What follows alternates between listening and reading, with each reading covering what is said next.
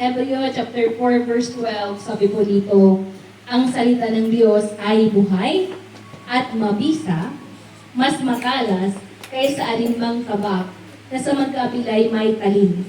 Ito'y tumatagos maging sa kaibuturan ng kaluluwa at espiritu, ng mga kasukasuan at puto, at nakakaalam ng mga iniisip at binabalak ng puso. Minsan pa, Hebreo chapter 4 verse 12, ang salita ng Diyos ay buhay at mabisa, mas matalas kaysa alinmang tabak na sa magkabilay may talim.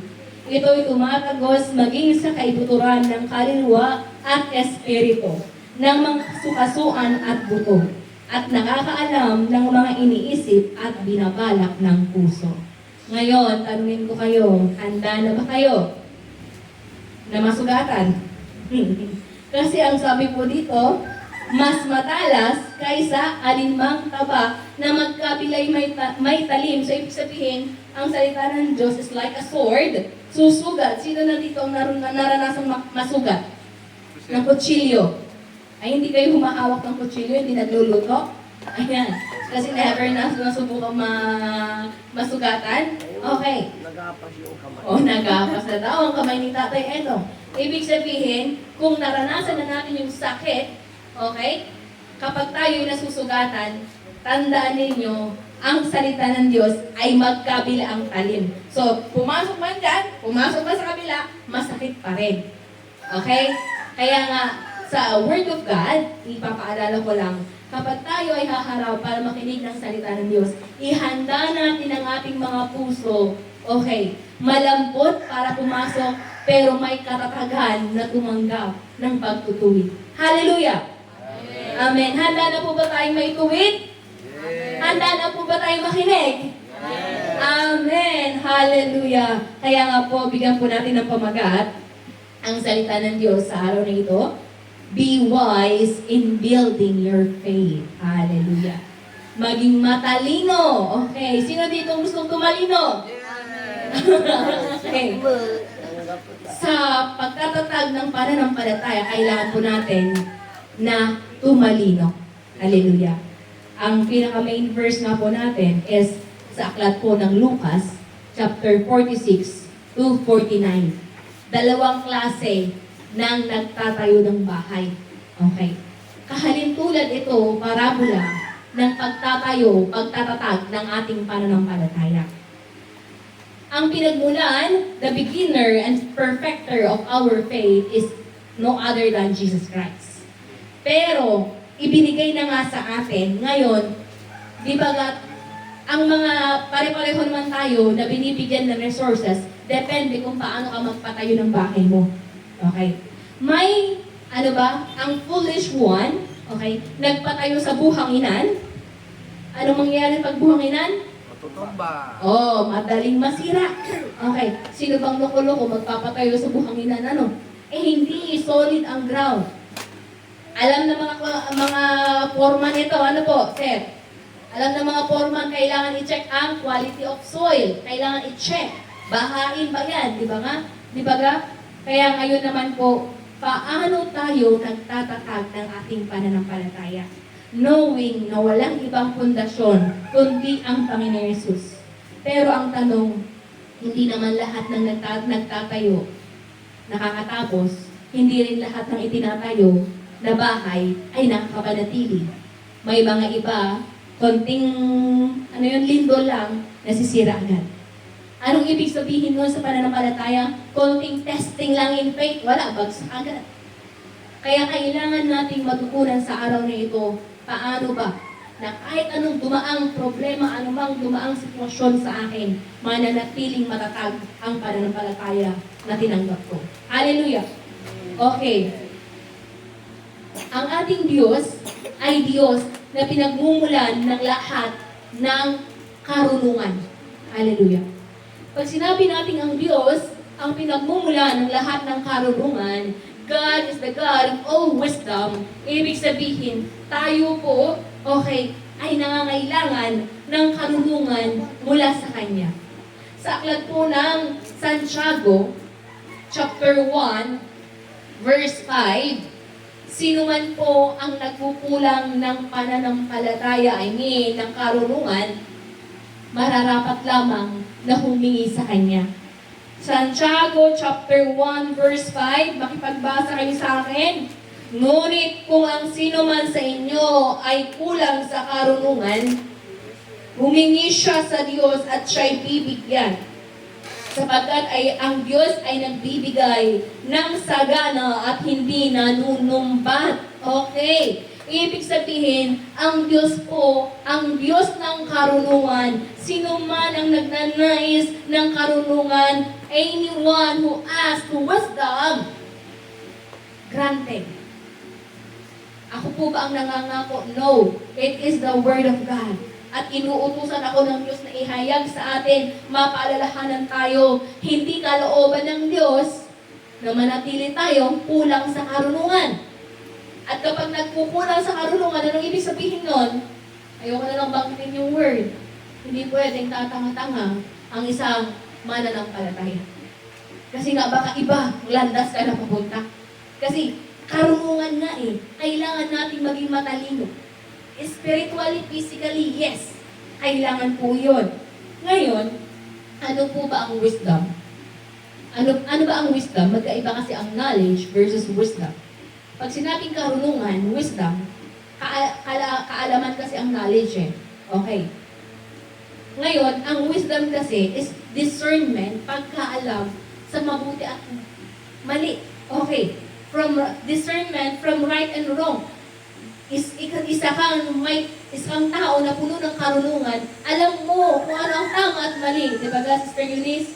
Alam mo Alam mo yan, bad yan alam mo, good yan Discernment yun. That's wisdom. Okay, alam mo. Pero, itadagdag natin sa definition ng wisdom, application ng kaalaman na tinanggap mo na.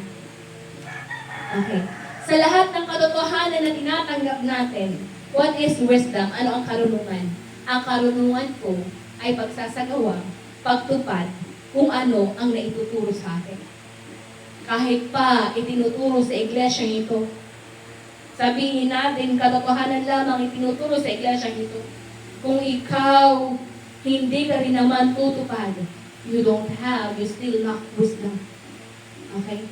Kasi, andun ka lang sa part na alam mo, pero kung ayaw pang gawin, hindi pa wisdom para sa iyo yun. Hindi pa yung karunungan para sa iyo. Okay. Sa aklat po ng Efeso, okay, mabilis pa tayo, okay lang. Sa aklat po ng Efeso, chapter 5, verse 17,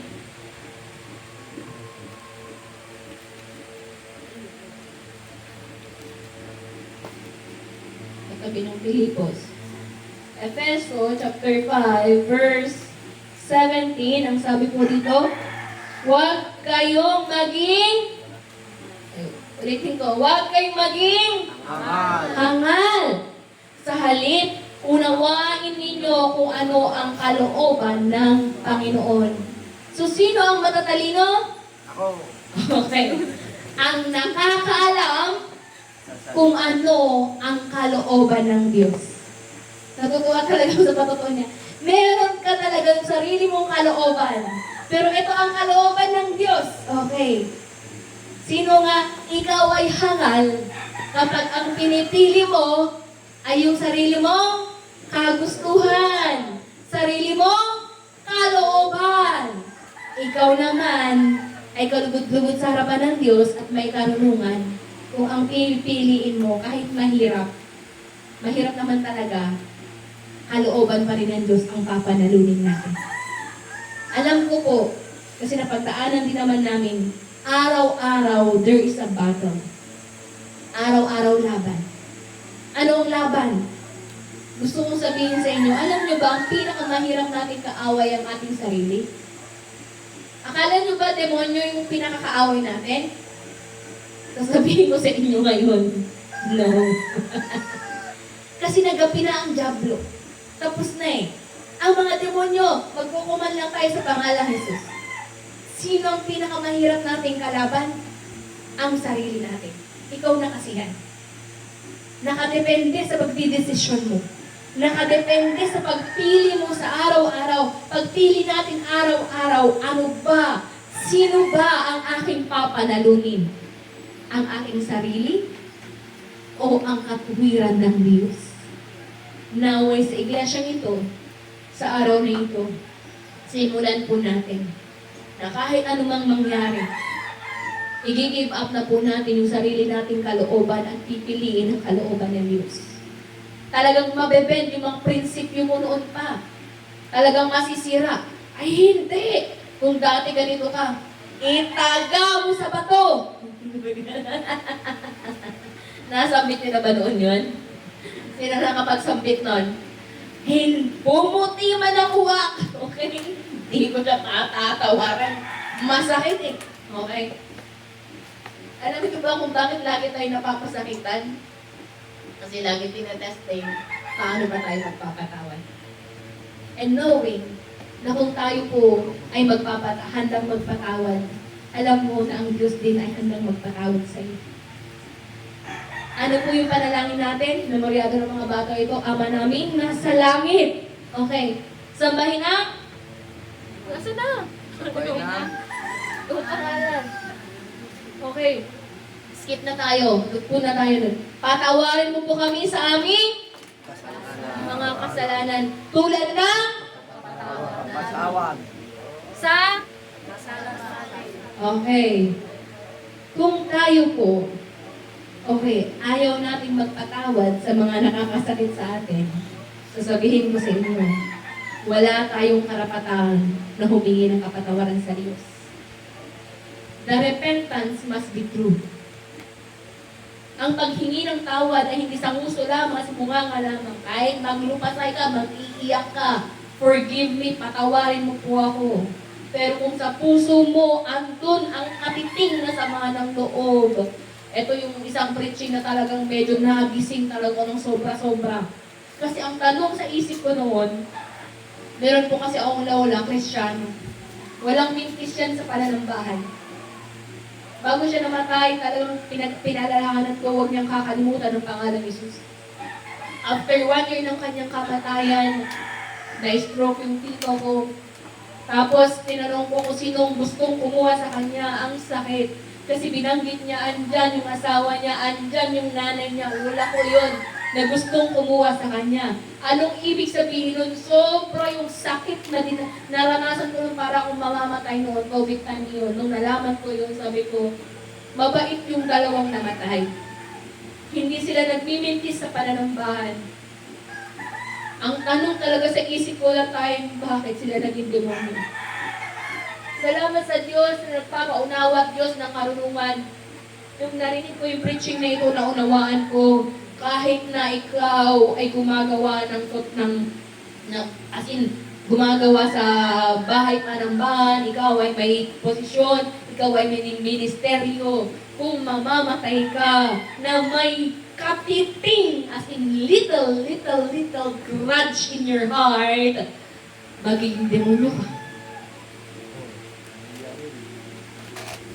Bakit? Hindi ka tanggap-tanggap sa Diyos ang taong hindi nagpapatawad. And this is the struggle of every Filipino. Bakit nagkakasira ang mga pamilya? Mabilis na magkatampuhan kasi mahal yung isa't isa. You care for each other. Minsan, magkakaiba lang tayo kung paano ipakita ang ating pagmamahal. May mga matatapang na paano nila ipakita yung pagmamahal nila, katulad ko, pagalit.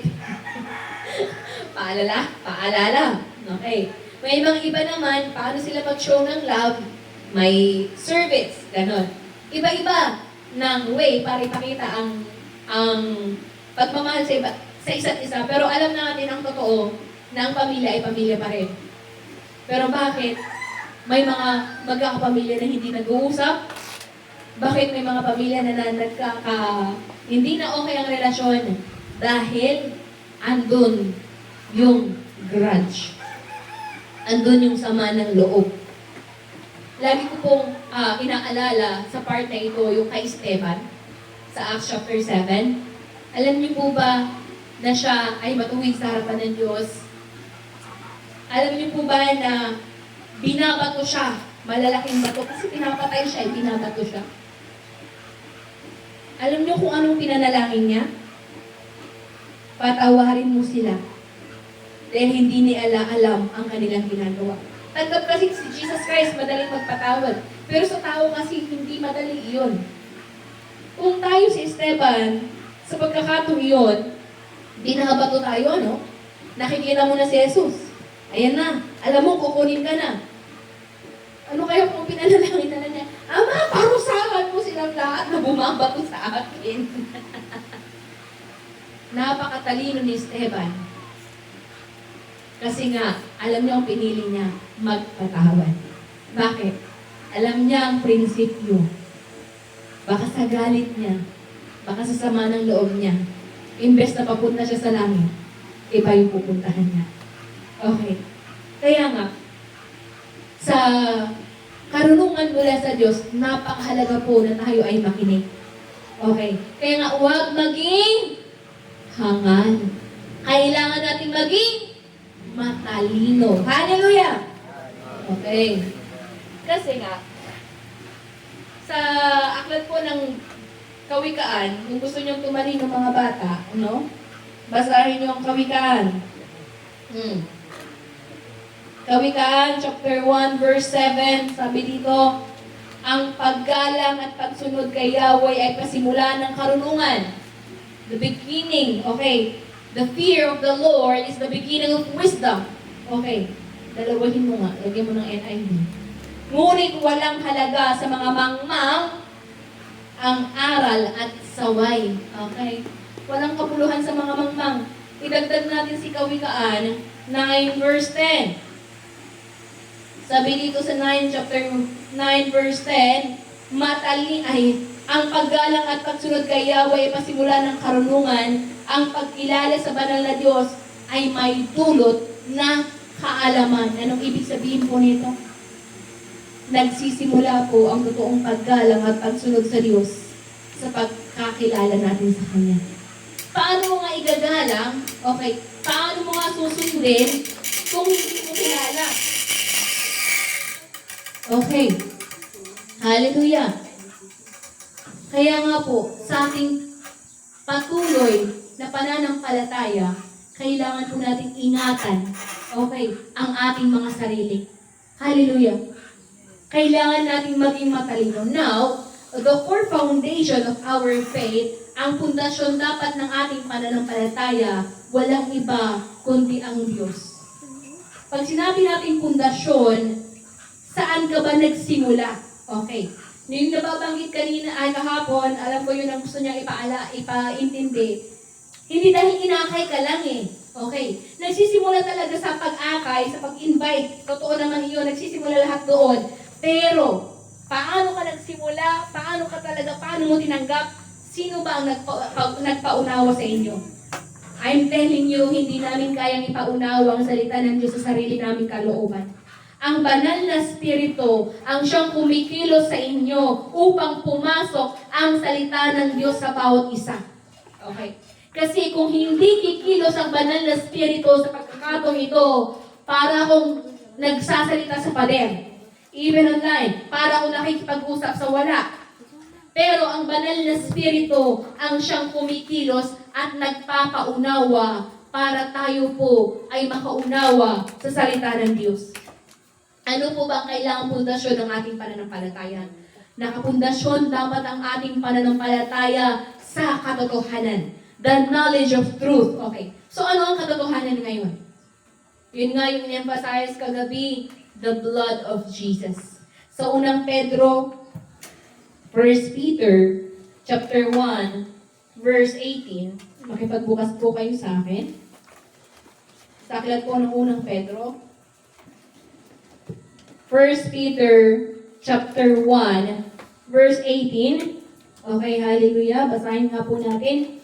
Alam ninyo kung ano ang ipinantubos sa inyo sa walang kabuluhang pamumuhay na inyong minana sa inyong mga magulang. Tinubos kayo hindi sa pamamagitan ng mga bagay na nasisira tulad ng ginto o pilak, 19, kundi sa pamamagitan ng mahalagang dugo ni Kristo Siya'y tulad ng korderong walang dungis at kapintasan. Hallelujah. Ano ang pinantubos sa atin? Walang iba kundi ang banal na dugo ng ating Panginoon Yesus. Ganon po kahalaga ang banal na dugo ng ating Panginoon Yesus. Okay? Pagkat pag walang pagbububo ng dugo, walang kapatawaran sa kasalanan. Ngayon, kung hindi nagbubo ng dugo ang ating Panginoon Yesus, wala tayong karapatan. Okay? Kasi only the blood of Jesus ang nakakitaan ng Ama ng Diyos, ng Amang Banal, na siyang katanggap-tanggap na pantubos sa kasalanan. Saan ba nagsimula ang kasalanan? Nagsimula po kay Adan. Ano po ba ang kasalanan ni Adan? Kasalanan ng pagsuway. Ibinigay sa kanya ang utos. Ano yung utos? Huwag mong kakainin. Okay. Ang puno, okay? Okay. Na ang bunga ay pagkaalam sa mabuti at masama. Pero dahil nga, okay, sabi nung asawa niya si Eva, tignan mo, masarap. Wala pong sinabing apple, Walang basahin nyo. Genesis. Okay. Walang sinabi, Ang sabi lang bunga. Okay. Ng pagkaunawa sa mabuti at masama. Pinagbawal iyon ng Diyos. Pagkakain nga nila, nabuksan ng kaisipan ni Adan at ni Eva, ano ang mali, ano ang mabuti, ano ang mabuti at ano ang masama. Okay. So, anong kasalanan na gawa ni Adan? Ang kasalanan po ng pagsuway. At dahil kasalanan po ng pagsuway yun po yung namana nating kasalanan na mabilis tayong sumuway. Hello? Ano yung lagi nating kasalanan? Alam mo, tinuro na sa'yo. Pero bakit kaya ano pa rin yung gusto kong sumuway? Kasi nga, nananalaytay sa atin yung DNA ni Adan. Sa kanya tayo nagmula lahat. Yung pinagmulan natin ay sumuway. Kaya tayo din, ang lagi nating kasalanan ng pagsuway. Hallelujah! Pero, ang nais po ng Diyos, kaya nga isa sa requirement ng Diyos sa atin, we have to obey. Paano tayo susunod? Ang anak ng Diyos, alam niyo po ba na nag-struggle din sa pagsunod? Hindi naman sila nag-struggle sa pagsunod, pero nung siya ay nananalangin sa hardin ng Gethsemane, di ba, bago pa siya ipako, bago pa siya huliin, alam na po ng Panginoong Yesus, ang anak ng Diyos, dahil siya ay nagkatawang tao, sa John chapter 1 verse 14, di ba, naging tawang salita. Ibig sabihin, 100% na nagkatawang tao. Kung ano yung katawan mo ngayon, kung masugatan ka man, nasasaktan ka, ganun din po ang katawan ng Panginoong Yesus. Hindi siya invincible. Okay. Pero hindi naman nawala sa kanyang pagka-Diyos, kaya nga very unique. God is unique. Okay. Siya lamang yun, ang anak ng Diyos, 100%, hindi siya demigod. Pag sinabing demigod, half God, half human, no. 100% hindi naalis sa kanya ang kanyang pagka-Diyos.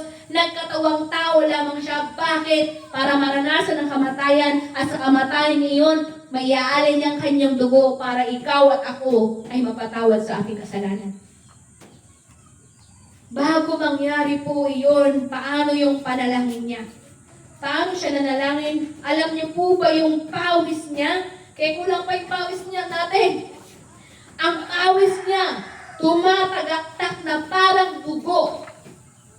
Pag nasugatan, di ba, dire-diretso yung patak. Ganun yung pawis niya, gaano yung effort niya na panmanalangin. Kaya sabi ko sa inyo, kailangan you have to improve in prayer. Hindi yung pag nananalangin kayo,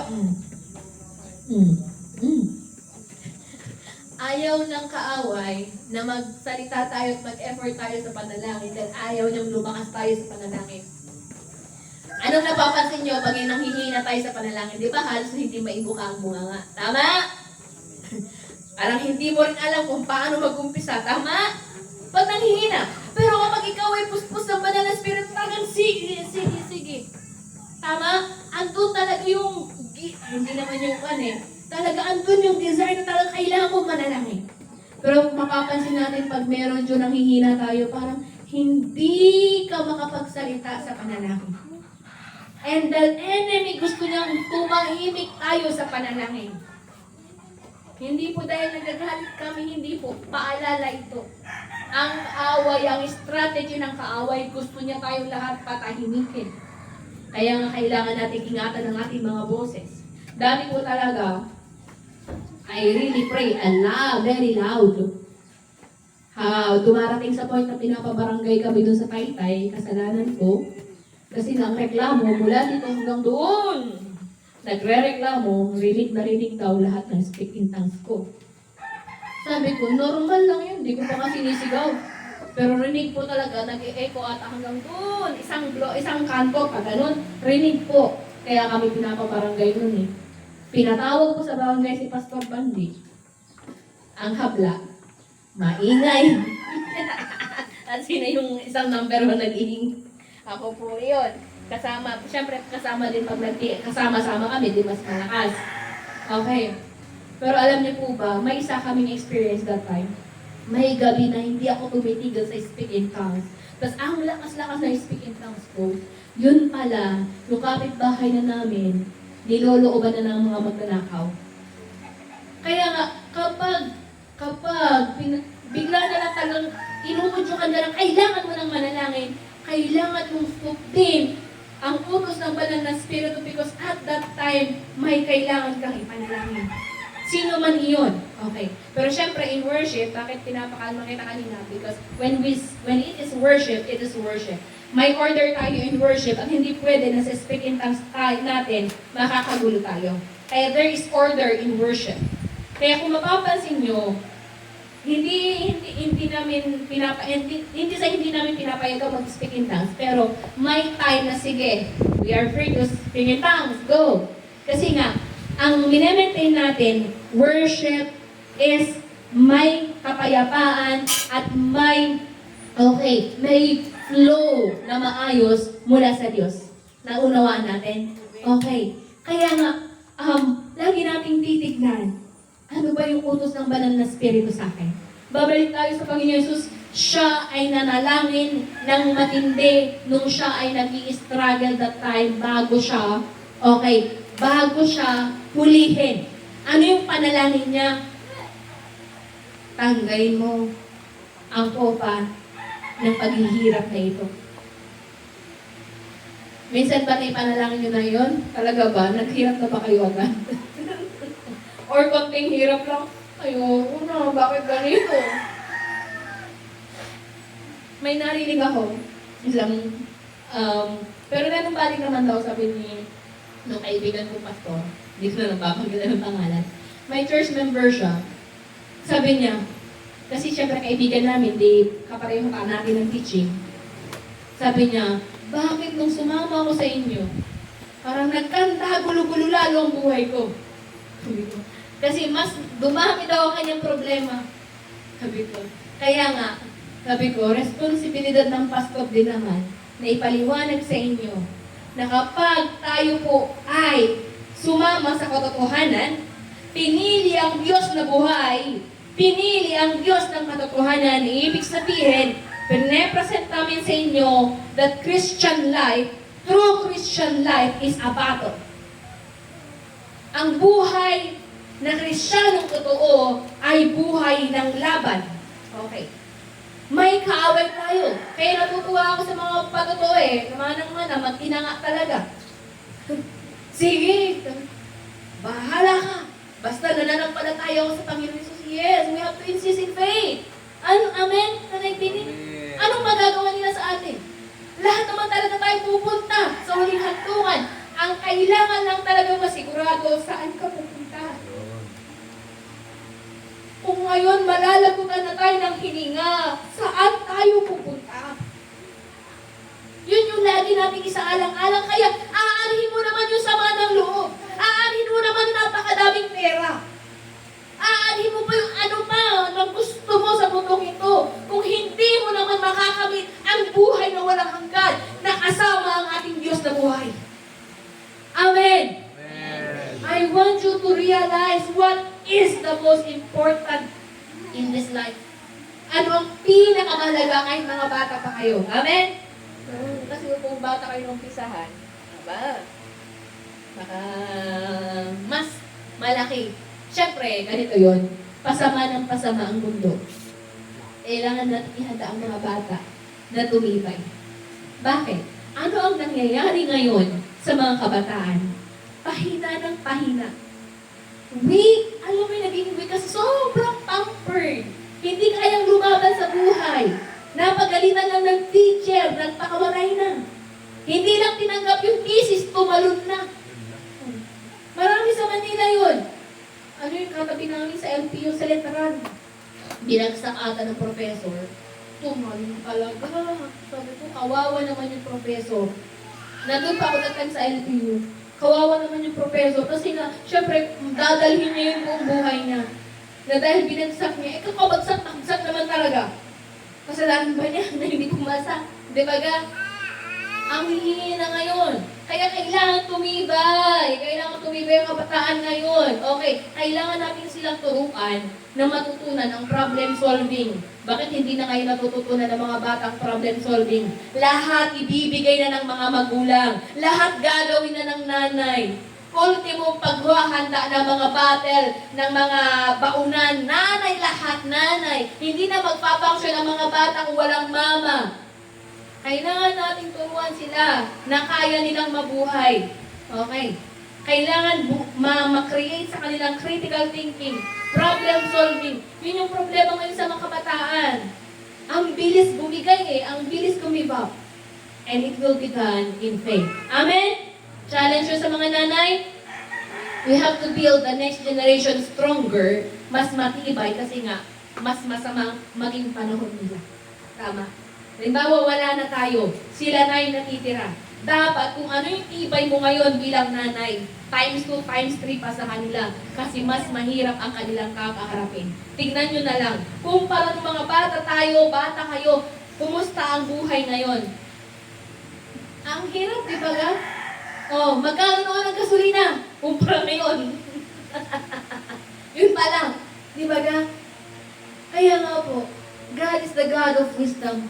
God is very willing na ibigay sa atin ang karunungan na ating kailangan. Hallelujah! Kaya nagsisimula po talaga sa lahat sa magulang. I'm so happy kasi andito yung mga magulang mag-uumpisa sa inyo. And even sa online. Siyempre sa mga hindi pa magulang, okay, paalala na ito. Okay, ngayon, kung ang blood of Jesus, ang foundation ng ating faith, name Jesus, okay, is the name na kailangan nating tawagin. Bakit? Ito po ang pangalan ng Ama, ng Anak, at ng Banal na Espiritu. In John chapter 17, verse 11,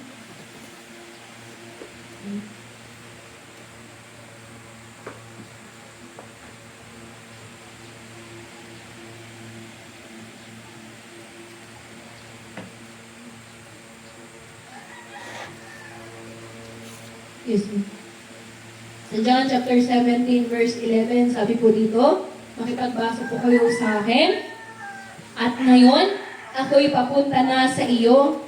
Iniiwan ko na ang sanlibutan ito. Ngunit sila ay nasa sanlibutan pa. Amang banal, ingatan mo po sila sa pamamagitan ng kapangyarihan ng iyong pangalan. Ang pangalang ibinigay mo sa akin upang kung paanong ikaw at ako ay iisa, gayon na naman sila'y maging isa. Okay. Anong ibig sabihin nito? Hindi po. Yung iba kasi pagkaunawa ng ibang oneness, pag sinabing oneness, ang alam po nila kung sino daw yung ama, siya din yung anak. Okay. Hindi po. Okay.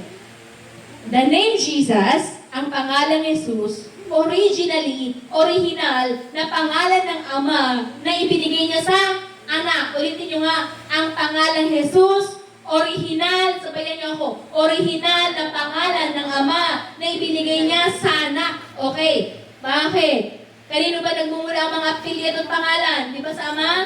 Tama? Anong apelyido mo nito? Arias. O saan nagmulang Arias? Okay. Okay. Example po yun ng namamana ang pangalan. Okay. Dati po talaga, apelyido po ang pagtawag. Pero sa dami na natin, kailangan talaga ng first name. Ito pa nga ang problema, pag may kapangalan ka talaga, ay mahihirapan ka kumuha ng NBI. Okay.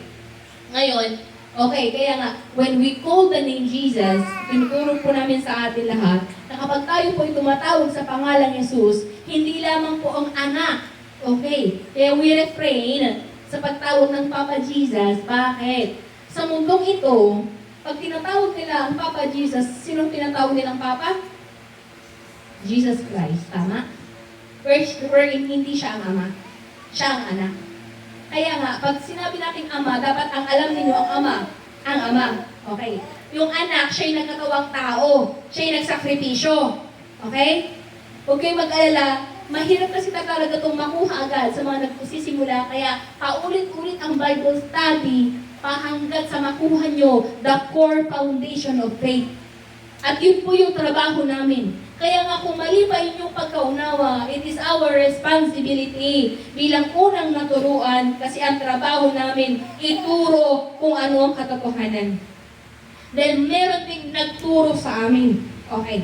At ganoon din po yung gagawin namin, ituturo sa inyo. Pero ibig sabihin kapag itinuro sa inyo, ipinapasa namin ang baton, kayo din naman ay inaatasan ngayon ng Diyos magturo din sa iba. Kaya kung matagal ka na at wala ka pang desire para makapagturo magamit, delikado. Kaya awitin natin mamaya yung anthem natin para mabuksan tayo. Kaya ako ay susunod sa iyo. Awitin natin yun mamaya pagkatapos ng preaching. May ipapaalala sa bawat isa na meron tayong trabaho. Kailangan natin tumibay. It's really a challenge. Sabihin mo man, Pastor, hindi ko kaya kasi yan eh. Hindi ako sanay gawin yan. Hindi ko talaga forte yan. Si Pastor Raymond, hindi niya forte ang bata. Alam niyo bang binigyan siya ng kids ministry? Ayaw niya ng bata. Okay. Pero binigay sa kanya, 5 to 6, 5 to 7 years old. Ay, hindi, 7 to 10. Yun ata, okay. Love na love naman siya ng mga tinuturuan niya. Sa akin kasi nun, mga 4 to 6. Training ground ko talaga, mga 46. Pero meron din akong kabataan nun. Alam niyo po ba yung, ikaw-kwento ko na lang, ito po yung buhay namin para maintindihan niyo bakit sinasabihan ko kayong kailangan yung bumilis ang kilos. Kasi hindi pa natin maisagawa yung nasa isip kong gawin natin kung hindi bibilis ang kilos ng bawat isa. Alam niyo po ba? Sige, dawn prayer 4 to 5. Okay, 4 to 5, and then 5 to 6 preparation, 7 a.m., okay, 7 a.m. to 8:30 as kids ministry. Kami ang nasa kids ministry. After Raymond ako, magpapakanta. After worship ng bata, magtuturo pa kami niyan. Igugrupo pa namin ang mga iyan. After that, 10. Worship na agad.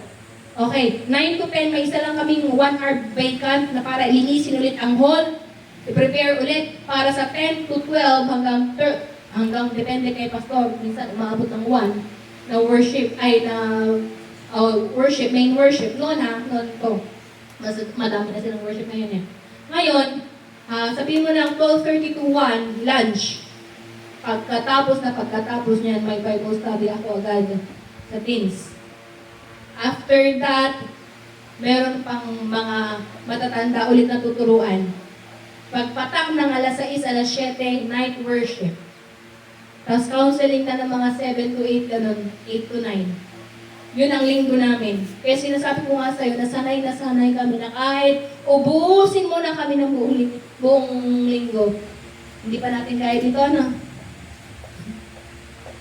Ganun po yung buhay namin, yung training namin before. Okay, nung train kami doon.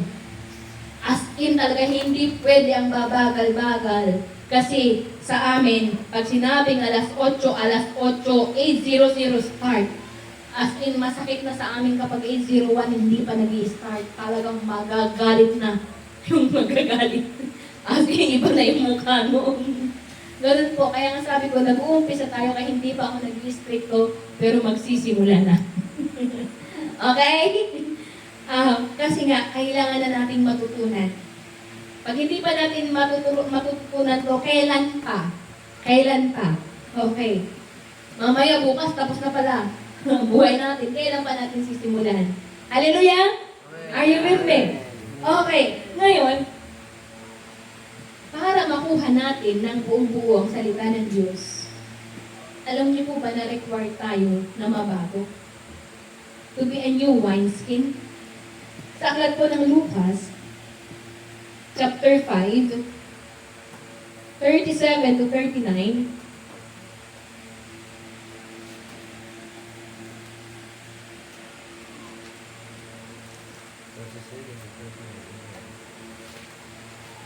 Lucas chapter 5,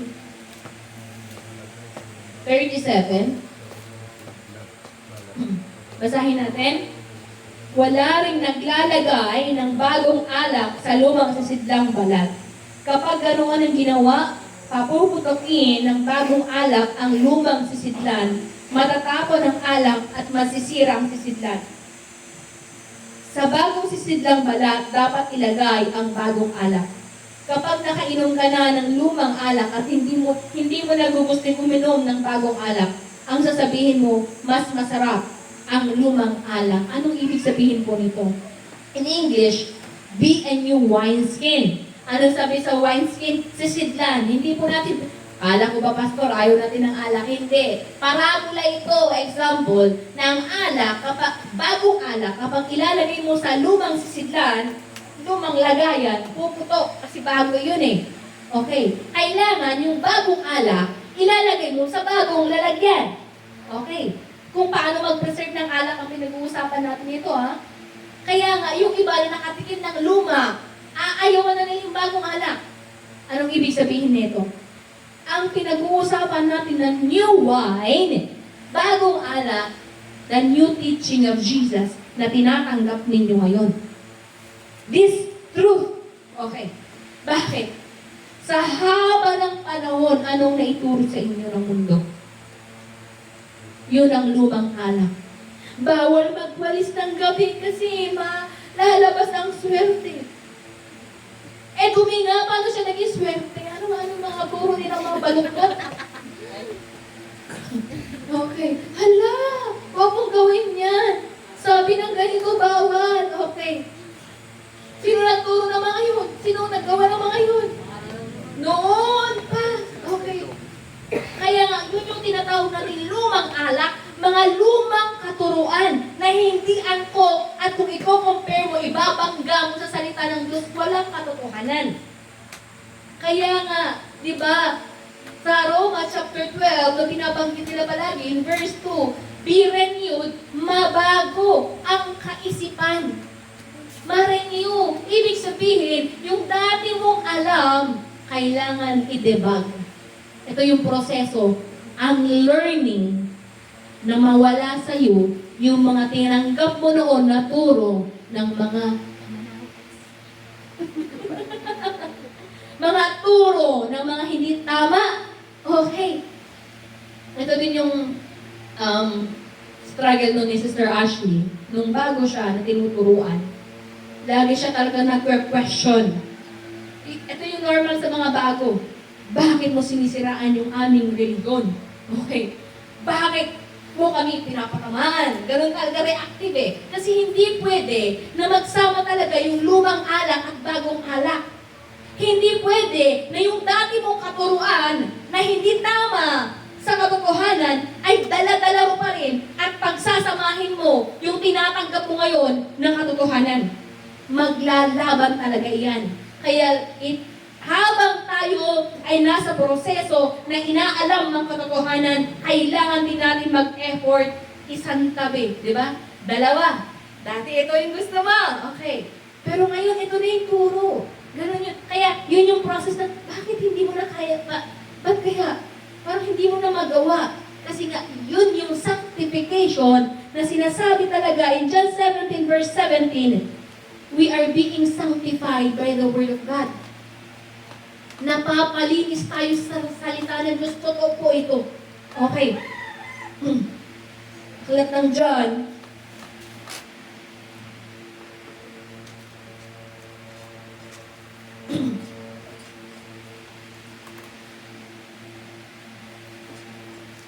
ibukod mo sila sa English nga po. Sanctify them by the truth. Your word is truth. Okay. Ibukod mo sila para sa iyo sa pamamagitan ng katotohanan. Ang salita mo, ang katotohanan. Kaya bakit meron na? Yun yung process na kailangan ng matanggal. Yung dati mong tinanggap. Yung mga turo ng mga ninuno ninyo, ay bawal iyan, bawal ganito, bawal ganyan. Ang daming bawal. Pero kung bawal sa salita ng Diyos, ba't kaya ginagawa naman? Di ba sabi, kwento din ng isa nating kapatid, alam naman nila na hindi kinalulugan ng Diyos ang bagay na yon, pero bakit ginagawa? Kasi nga sila ay nandun sa parte na nasa lumang alak. Ayaw nila ng bago, ayaw nila ng bagong katuruan. Pero ngayon po, this is a challenge sa lahat ngayon na nakikinig, be a new wineskin. Maging bago, yung sisidlan po na sinasabi natin, ikaw ngayon iyan. Kailangan matanggal yung luma mong sisidlan. Magkaroon ka ng bagong sisidlan, ibig sabihin, yung bagong ikaw na napabago ng kaisipan, natatanggap ngayon ng katotohanan. Ito yung challenge kasi sa mga matatanda na at ngayon lang kayo nakakarinig sa katotohanan. Para ang hirap kasi, may laban talaga yan, totoo po. Where questioning mo talaga, normal iyan. Kasi ako nga dati noon, nung unang turo na yan, the number 1 ako Kasi nga, hindi dahil Christian, pare-pareho ng teaching. Kailangan maging tayo po ay nananaliksik. Tayo po ay nananaliksik sa katotohanan. Okay.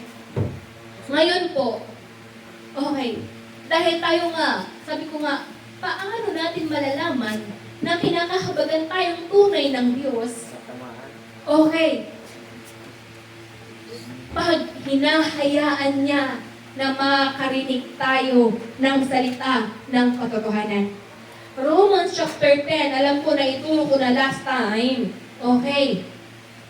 Blessed are the feet of those who bring good news.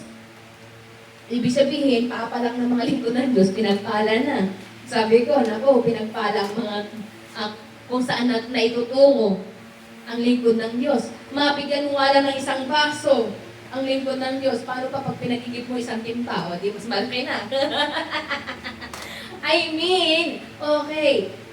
Every effort po, sa totoo lang, na ginagawa natin para sa gawain, nakikita po ng Diyos iyan. I'm telling you, we have to do it with love. Kasi nga, pagpapala iyon. Tayo po, okay, ay tunay nga na patuloy na pinapaalalahanan ng Diyos, okay, mabago ba yung paano natin tanggapin ang salita ng katotohanan. Ngayon, ang challenge kasi, sabi ko nga, babalik tayo kanina, yung pinakakalaban nga natin, sino nga? Ang diablo ba? Ang mga demonyo ba?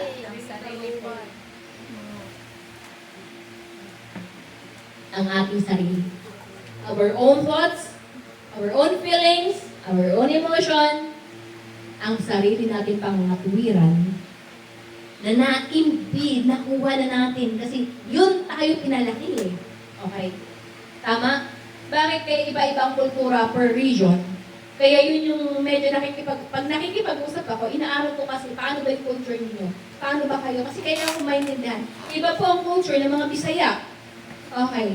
Ang na-experience namin sa Mindanao, okay, yung mga gusto sumama, okay, meron tayong July mission, June sana, pero medyo mabilis, kulang, baka kulangin tayo sa paghahanda, kaya July, panalangin po natin yan, mga nasa teens, gitna, kaligitnaan.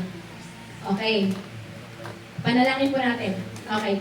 Ang mga Bisaya, okay, puro actually sila, para alam ko may dalawang Bisaya din dito Taga Visayas ba? Okay. Okay. Ano, taga? Samar Leyte. Okay, meron tayong dalawang kapatid dito. Okay, mga Dayo. Okay, naisama dito sa Pangasinense. Okay. Ngayon, okay.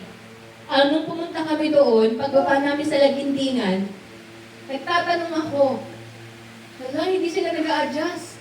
Ikaw ang mag-a-adjust. Kung ikaw ang pupunta doon, ikaw ang mag-a-adjust.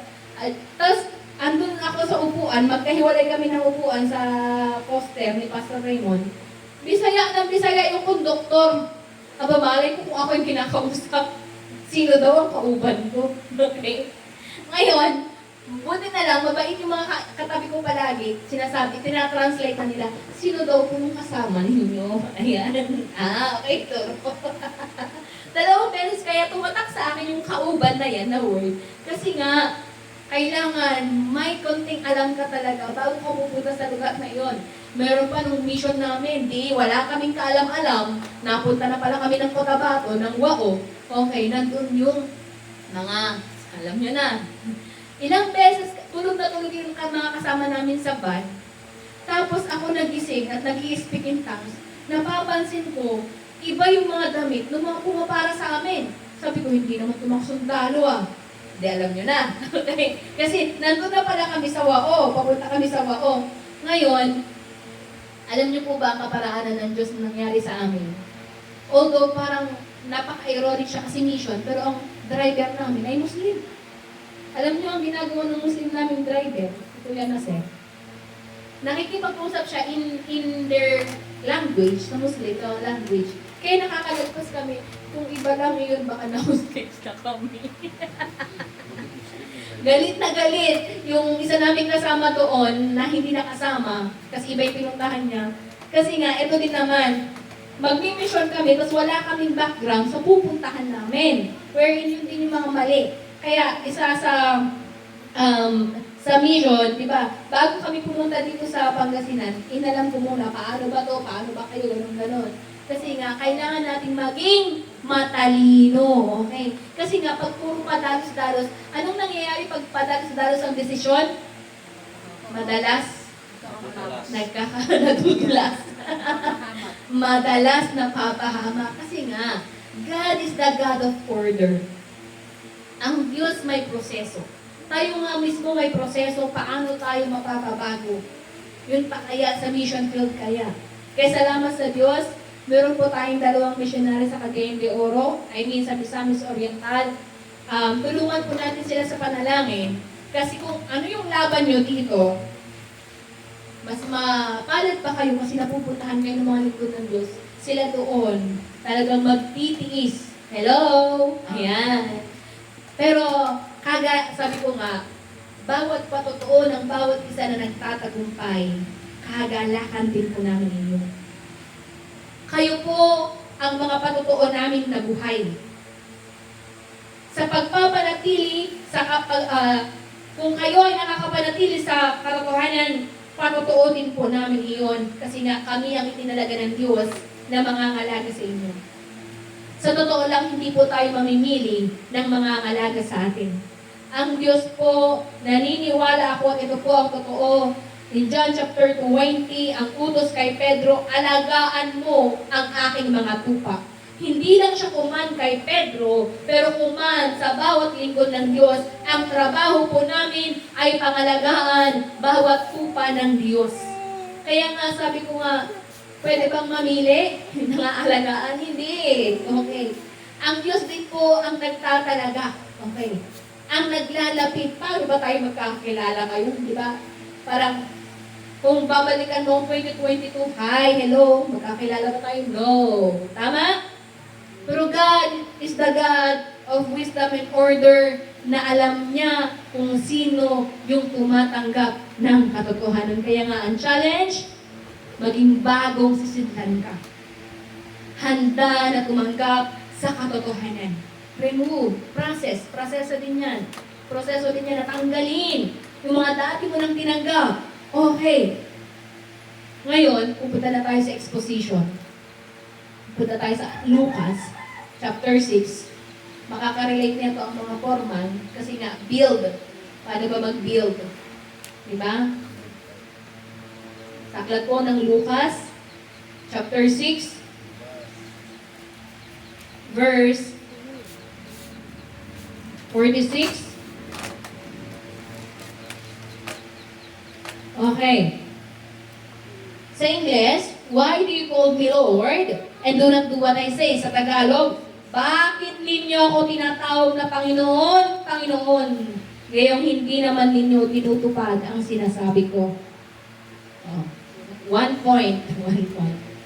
Na kapag tinatawag natin siyang Panginoon, Lord, anong ibig sabihin nito? God is our master. Pag sinabing master, okay, sa mga nagtatrabaho, maunawaan nyo to. Pwede pa tayong sumungay sa mga boss natin? Pwede ba natin silang lapastanganin?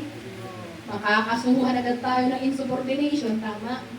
Nasa HR ako ngayon, kaya alam ko, naku, NPE agad yan. Notice to explain agad yan. Pwede ka pang ma-dismiss, tama? Once na nilapastangan mo yung superior, delikado ka na pag nag-file ng kaso, tama? Ngayon, sa ating estado sa Diyos, ang tanong niya sa bawat isa, bakit ninyo ako tinatawag na Panginoon, Panginoon? Gayong hindi naman ninyo tinutupad ang sinasabi ko. Isa pong paalala sa bawat isa. When we consider and we accept Jesus as our Lord, kaya ang ibig sabihin ng Lord, Panginoon, Master. Okay. Kaya kung nananalangin tayo, mas maganda kasi na talagang i-enforce mo yung relasyon mo, Ama, kasi Ama mo siya. Okay. Jesus Christ is our Master. Ngayon, okay. 47, sasabihin ko sa inyo kung ano ang katulad ng taong lumalapit sa akin, nakikinig sa aking mga salita, at nagsasagawa ng mga ito. Okay. Ang mga nakikinig, okay, nagsasagawa, in verse 48, Lucas 6:48, siya ay katulad ng isang taong humukay ng malalim at nagtayo ng bahay sa pundasyong bato. Nang bumaha at bumugso ang tubig, hindi natinag ang bahay na itinayo sapagkat matibay ang pagkakatayo nito. Okay. Ibig sabihin, ang pinapatungkulan po ng pagtatayo ng bahay, it speaks to our faith na kapag tayo yung tao, okay, na nakikinig sa salita ng Diyos at nagsasagawa, napakahalaga. Listen and obey. Okay. Nakikinig at sumusunod. Katulad niya ang nagtatayo sa pundasyon na matibay. Okay, sa semento. Hallelujah. Bakit kaya may mga bahay madaling mag-iba? Diba? Mahina ang pundasyon. Tama. But kaya pag sinabi natin Japan-made, automatic matibay yan. Kasi alam natin yung quality. Dapat ganun din. Hindi dahil Japan-made ang faith natin, ano? No. Kailangan matibay ang pundasyon. Hallelujah. Okay, 49. Ngunit, ang nakikinig naman ng aking mga salita at hindi tumutupad nito ay katulad ng isang taong nagtayo ng bahay nang walang pundasyon. Nang bumaha at bumugso ang tubig sa bahay na iyon, kaagad itong bumagsak at lubusang nawasak. Madaling bumagsak ang pananampalataya na hanggang pakikinig lang, walang pagsasagawa ng, walang pagtupad. Tama? Kaya relate na relate yung dalawang forman eh. Okay. Ganon din po sa pananampalataya. Ito yung, alam niyo po ba, ito tuturuan ko kaya when you are preaching, kailangan makuha mo lahat ng atensyon, gumamit ka ng parabola na makakaunawa ang lahat. Okay. Ang alangan namang ibang parabola ang gagamitin natin. Okay. Ang parabola kasi, maiyahan tulad sa totoong buhay. Ano ba, ganito ba? Paano siya maunawaan? Yun yung parable. Okay. Ngayon, sa totoo lang, pag sinabi natin iniibig natin ng Diyos, ang totoong pag-ibig kasi ay pagsunod. Sa mga may asawa, hello, sasabihin ko bang mahal mo, hindi mo naman man lang. Alam mo yung hindi kayo nagkakaunawan at hindi kayo alam mo yung give and take, tama po ba ang relasyon? O isa lang ang nasusunod? isa lang daw nasusunod. Of course, sa relasyon natin sa Diyos, tama yan. Isa lang ang nasusunod. Sino dapat ang masunod? Ang Diyos. Okay. Hallelujah. Okay. Pag sinabi natin mahal natin ang Diyos, Pero ayaw nating sumunod. Napaka-ironic nun. Tama? Sa mga anak, paano mo sasabihin na mahal mong magulang pag nag-utos, never kang sumunod? Hello? Okay. Kaya nga, minsan, masasabi ng Diyos talaga, napakatigas ng ating mga ulo kasi nga ayaw natin sumunod. Okay. Kaya nga, maging matalino tayo. Ano ngayon ang pipiliin natin? Maging hangal o maging matalino? Ibabalik ko ngayon ang tanong. Matalino. Katulad ng pagpapatayo ay sa pundasyon na matibay. Hallelujah! Okay. Ngayon, pag tayo po ay tinetest sa faith, paano po ba? Sa 1 Peter, sa unang Pedro, chapter 1, sa unang Pedro, chapter 1, 6 and 7, kasi nga, ang bagyo kasi na pinag-uusapan dito, mga testing in faith. Imposible na hindi tayo dadaan kasi lahat po talaga idadaan sa pagsubok. Para nga masubukan kung totoo ang ating pananampalatayang taglay. Sa verse 6, unang Pedro, chapter 1, verse 6, ito'y dapat ninyong igagalak. Kahit na maaaring magdanas muna kayo ng iba't ibang pagsubok sa loob ng maikling panahon. Ang ginto, bagamat nasisira, ay pinapadaan sa apoy upang malaman kung talagang dalisay. Gawin din naman ang inyong pananampalataya na higit ng mahalaga kaysa ginto ay sinusubok upang malaman kung ito'y talagang tapat. Sa gayon, kayo papupurihan, dadakilain, at pararangalan sa araw na mahayag si Jesucristo. Hallelujah! Di ba ang gold? Paano ba nare-refine ang gold? Paano ba napapa-purify, naging puro ang gold? Di ba? Ipapadaan sa apoy para mapalinis. Okay. Ma-purify. Okay. Ang gold. Okay. Hallelujah. Ngayon, ganun din po ang ating buhay pananampalataya. Padadaanin talaga tayo. Kaya nga, sa pananampalataya ito, never give up. Okay. Huwag tayong susuko. Kahit makaranas tayo ng mga pagsubok. Hallelujah! Okay. Ngayon, at kung nagdadaan man tayo sa pagsubok, sabi nga sa Santiago, chapter 1, diba, paborito nga yun natin ang Santiago. Matalino kasi sa Santiago. Si James, or Santiago, chapter 1, 2 to 4, basahin ko po ano? Mga kapatid, magalak kayo kapag kayo dumaranas ng iba't ibang uri ng pagsubok. Dapat ninyong malaman ng nagiging matatag ang inyong pananampalataya sa pamamagitan ng mga pagsubok. At dapat kayo magpakatatag hanggang wakas upang kayo maging ganap at walang pagkukulang. Normal ang pagsubok. Okay. Sino ba dito ang hindi nasusubok? Lagi tayong chine-check ng Diyos. Totoo ba ang pananampalataya mo sa Kanya o hindi?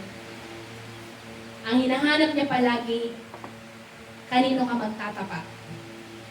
Okay. Sa Kanya o sa iba? Okay. Lagi tayong mamimili kasi. Kasi kung sino yung susundin mo, yun ang Diyos mo. Kaya nga, pag-uusapan natin ang Diyos-Diyosan, alam niyo ba na pwede natin maging Diyos-Diyosan ang ating sarili? Bakit? Paano? Kapag tayo na ang nasusunod at hindi ang Diyos. Kailangan tayo mag-ingat. Baka isipin natin, kalooban ng Diyos kasi ibinigay niya to sa isip ko eh. Mag-ingat ka, kapatid. Anong klaseng kaisipan meron ka? Okay. Kaya nga, lagi nating paalala, in every plan, idulog natin sa Diyos. Sa bawat plano, sa bawat naisin, idulog natin sa Diyos, itanong natin sa Kanya, kalooban mo po ito, o kalooban mo po ba ito, o kalooban ko lamang. Paano nanalangin ng Panginoong Yesus? Okay. Hindi ang kalooban ko, kundi ang kalooban mo ang siyang masunod. Not my will, but yours be done. Kaya nga, hindi niya 100% na kalooban ang magpapako sa krus. Hindi kalooban yun ng ama, ay ng anak. I'm sorry.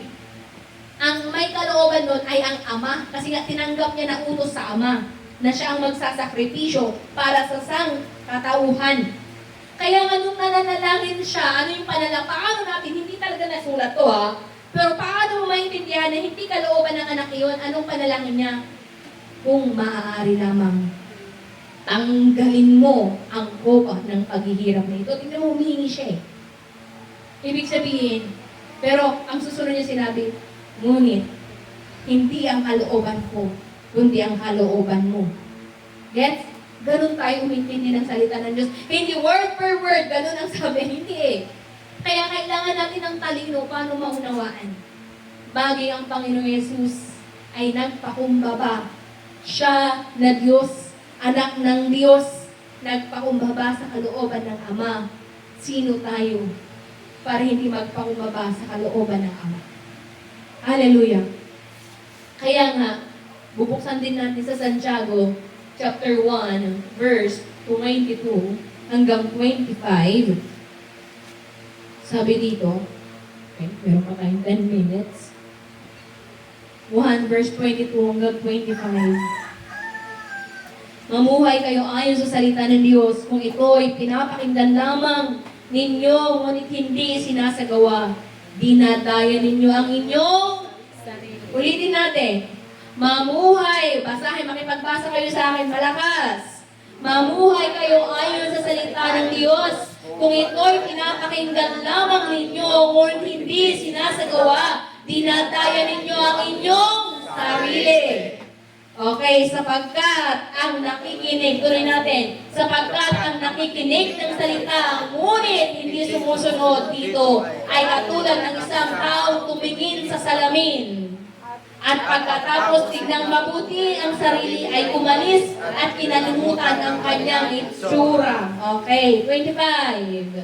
Ang taong nagsasaliksik at nagpapatuloy sa pagsunod sa kautosang ganap na nagpapalaya sa tao ang pagpalain ng Diyos sa lahat ng kanyang gawain. Siya ang taong gumagawa at hindi nakikinig lamang pagkatapos ay nakakalimot. Okay. Kaya nga, be doers of the word, hindi lang tagapakinig.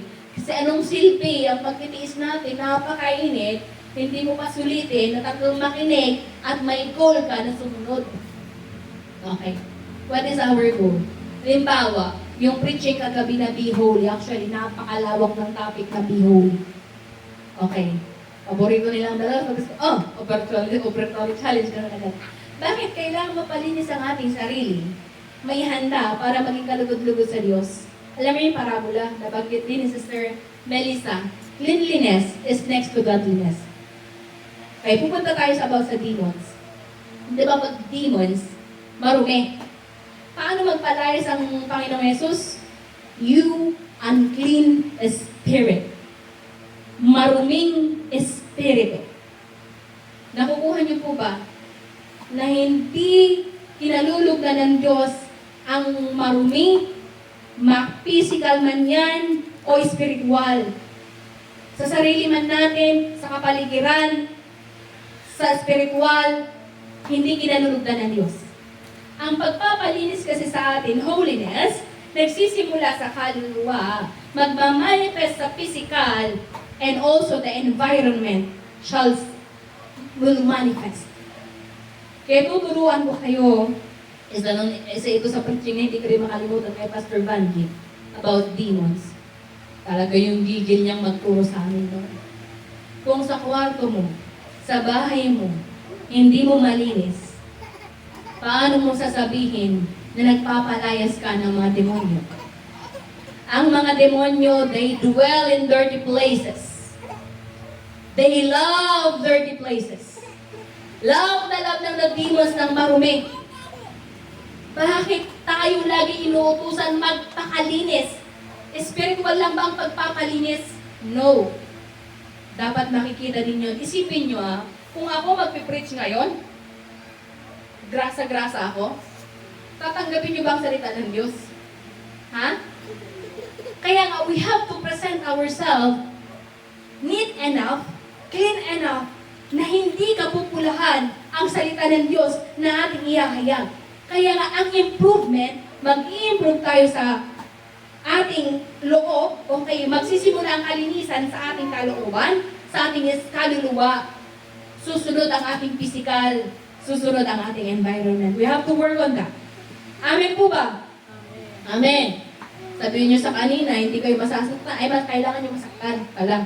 Pero, tatanggapin nyo ito bilang pagpapatotoo. Okay, bilang salita ng Diyos. Grabe yung galit sa amin ni Pastor V. Kaya sige, kung gustong-gusto mong makalat, gustong-gusto mong marumi, ibig sabihin, you love demons.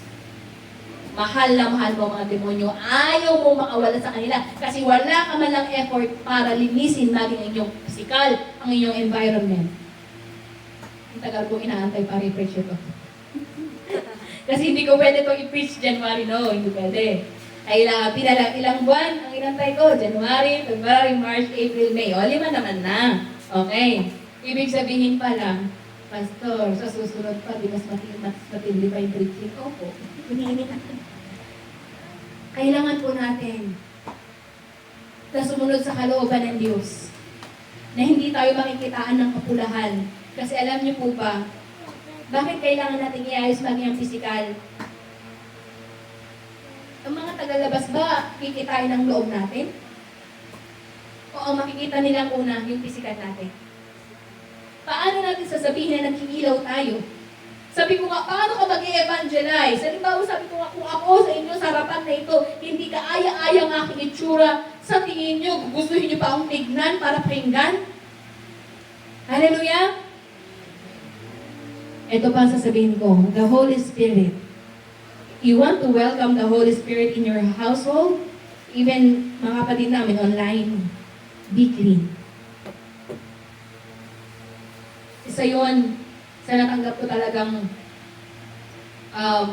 culture, hindi lang culture, pero turo talaga sa amin. Kung alam niyo, nakarating na kayo nun sa worship hall doon sa Maria, makikita nyo kung paano kami mag-prepare. Nakita nyo kung paano kami maglinis. Okay.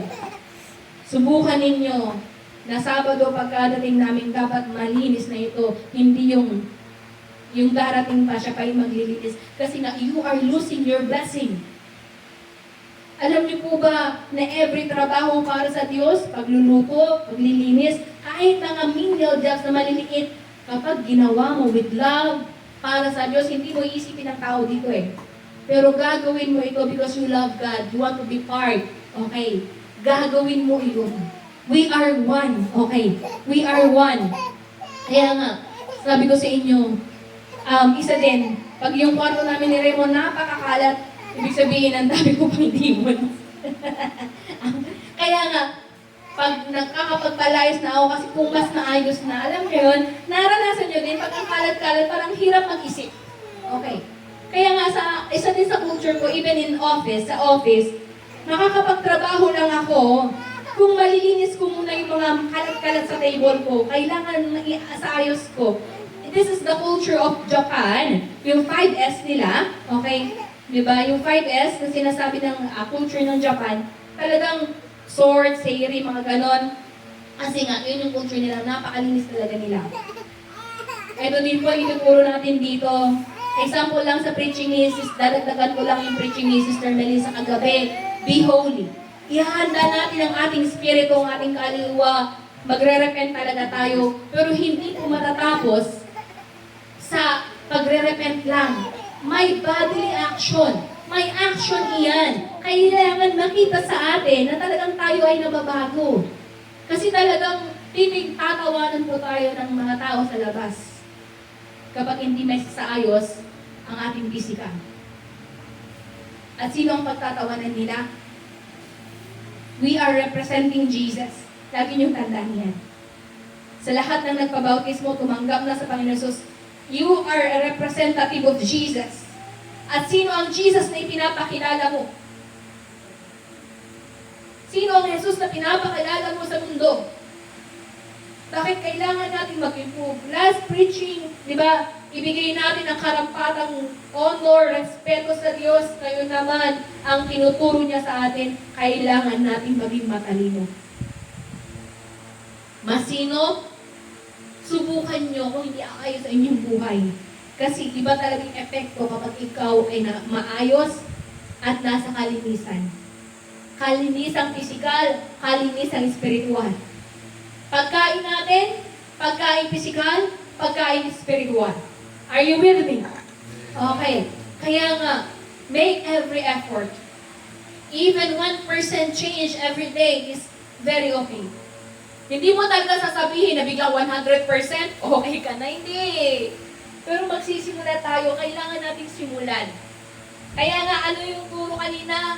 Kailangan mong i-debug na yung old wineskin.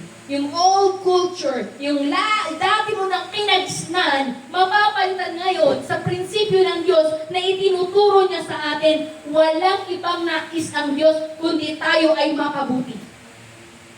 Ito pa, hindi mo kasalanan na pinanganak kang mahirap.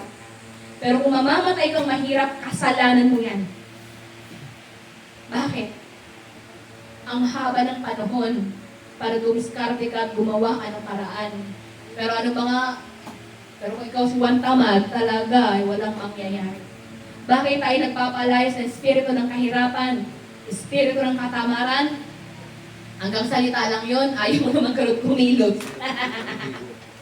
Napaka-ironic nun. This is really a challenge.